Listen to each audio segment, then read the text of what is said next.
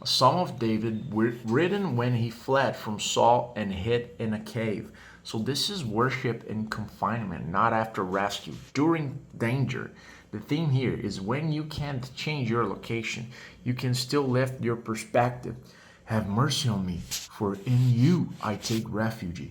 He says, I will take refuge in the shadow of your wings until the disaster has passed.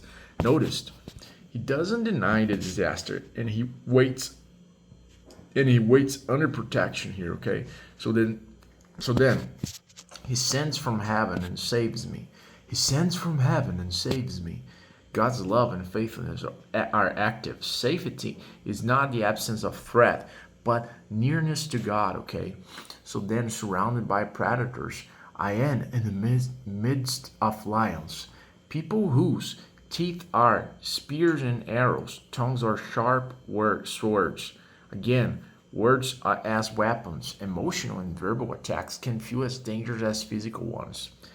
Then the refrain, be exalted, O God, above the heavens. Let your glory be over all the earth. This line repeats later. David interrupts his fear with worship. Worship recenters reality when fear narrows it, okay? Then enemies dig a pit, but they fall into themselves. This is poetic justice. Evil often collapses under its own schemes, okay? My heart, O God, is steadfast. Even in a cave, he says he will sing, awaken the dawn, praise among the nations. He speaks of God's love reaching the heavens and faithfulness to the skies, okay?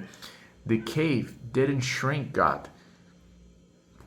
Your environment doesn't define God's size, okay?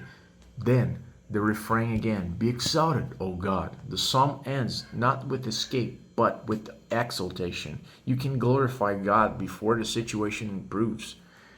So, what are key lessons from Psalm 57? The first one is refuge is found under God's wings during disaster. Second lesson, words can wound like weapons. Third lesson, worship interrupts panic.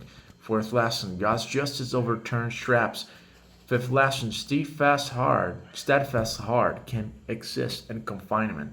Final lesson, praise does not require perfect conditions. In summary, Psalm 57 is David's prayer while hidden in a cave, surrounded by hostile enemies. He takes refuge under God's protective wings and asks for mercy until danger passes.